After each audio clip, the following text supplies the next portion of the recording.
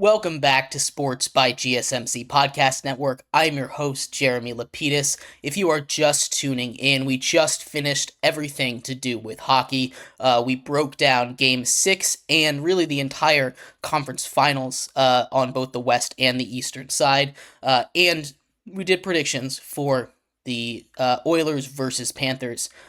We also talked about in our first segment, Justin Jefferson signing his record-breaking extension with the Minnesota Vikings.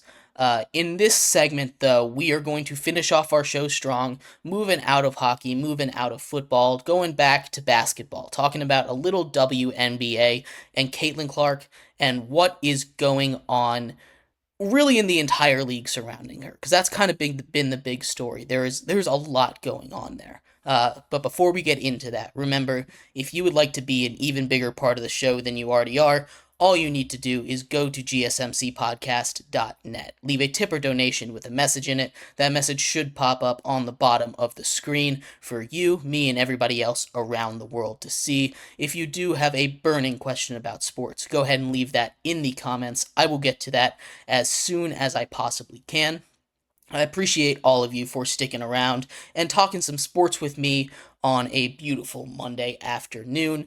But like I was saying, sorry, one more time, that link is gsmcpodcast.net. But like I was saying, we are going to finish off our show strong, talking about the WNBA and Caitlin Clark. And really the big story that's the most recent big story, I will say, because everything that Caitlin Clark has done in the WNBA has been a big story, from if she's going to where she gets drafted, all her games being put in the national spotlight, the charter flights now being brought in, so much more attention being brought to the WNBA. All of that, I won't say all of that, but a lot of that has to do with Caitlin Clark. And I don't want to take the shine off of all the other great WNBA players that have been doing their thing in the league, but it kind of was the perfect storm. It happened in the NBA with Michael Jordan. It happens for every sport. There's always that one person that comes in and brings in the popularity. And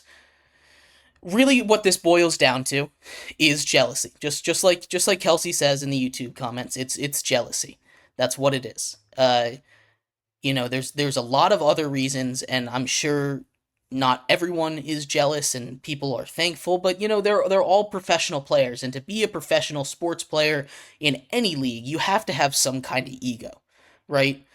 And to see all the attention, these women have been working so hard to get here and to bring more attention to the sport of women's basketball, and then all of a sudden this one girl comes in out of nowhere, and all of a sudden it's done. It happens. All the attention is there. They feel like, hey, why isn't that me? And I'm not in the brain of them, but that's kind of the vibes that I'm getting when I'm taking a look at all this WNBA news and all the crazy stuff that these players are doing. Again, if you aren't aware of what happened over the weekend, there was a game the Indiana Fever were playing against the Sky. And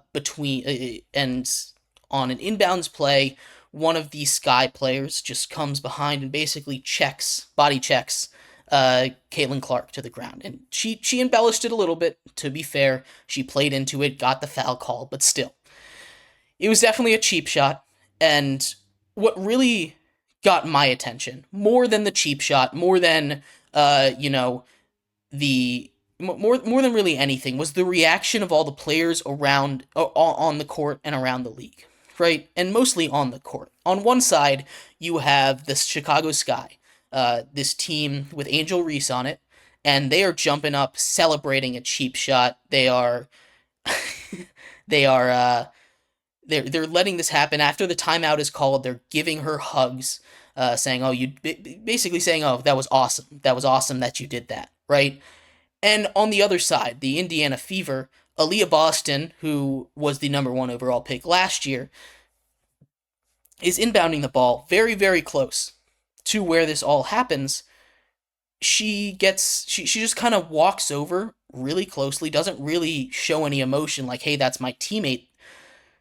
And it's less to do with, hey, this is Caitlin Clark, you should be giving her special treatment, and more with, this is a team game. You should be able to stand up for your teammates. I've I go to I just graduated from James Madison University, and I had the privilege of working every single basketball game, both men's and women's here over the last 2 seasons. So I was able to go and really get acquainted with the program, and if something like that happened at the women's basketball team here at James Madison University, the rest of the teammates, the rest of their teammates would have been there, and they would have stood up for them. It's it's something that it's not really a Caitlin Clark issue. It's more a, hey, this is just a teammate thing. You should expect it, and it just feels like really everybody in the WNBA is jealous, and it's a valid emotion to feel. Quite frankly, if you put yourself in their shoes and you work hard, and then all of a sudden Caitlin Clark comes in and steals all the attention, you can kind of understand where they're coming from. But as teammates, as people, you kind of expect them to stand up for it a little more. And I don't know what kind of punishment the WNBA should bring down on it. And I don't know if suspension is really the right idea. I don't know if that hit really is worth suspending, but it's something that needs to be at least like retaliated against internally, right? At least, and retaliation is kind of the wrong word. You don't want to get into a fight. That's not the right idea. Basketball isn't a sport where you're fighting, but you want to come to the defense of your teammate. And this is going to happen, right? It happens with all the best players. They're like, "Oh, this is the star. I want to come in and I want to make an impression. I want to," and that's some of it too. You want to make a name for yourself, right? Uh, but there comes to a point where you just kind of have to play basketball, and it probably should inspire them to be better, but it doesn't. This isn't a change that's going to happen. This isn't a change that's going to happen right away. This isn't a change that's going to come out of nowhere. I've heard people, like Kelsey is saying here in the comments, if there was hockey, they would come and stand up and there'd be a fight, right? But people have saying they need an enforcer on their team, and I feel like, again, that is too much. And you don't need a hockey, you don't need an enforcer to come in and start throwing punches. I'd like to see some kind of, and I'd like to see some kind of camaraderie on the team, something that shows that the Indiana Fever like each other, like Caitlin Clark. You spend so much time together. Like, I can't imagine that Caitlin Clark is that awful of a person that everybody hates her for good reason. I don't know her. Everything I've seen, she seems like a good person, a fun person to be around.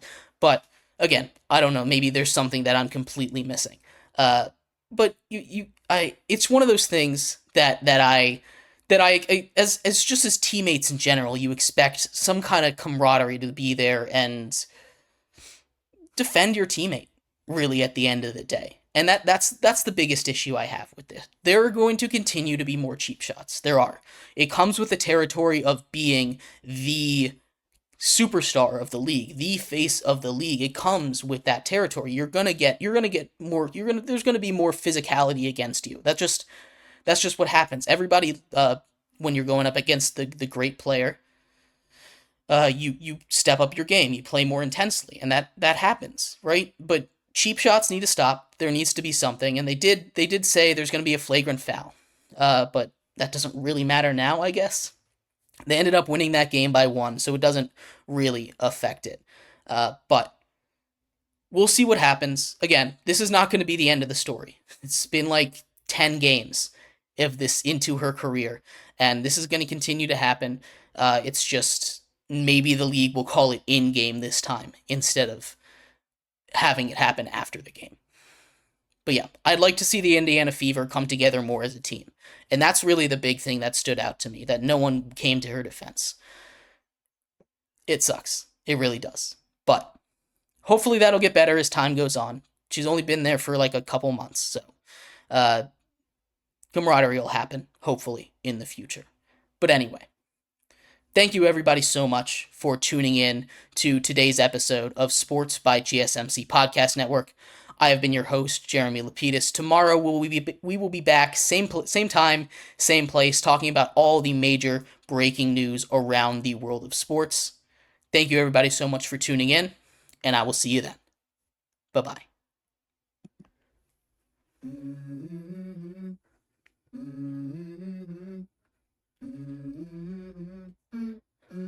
Let's go.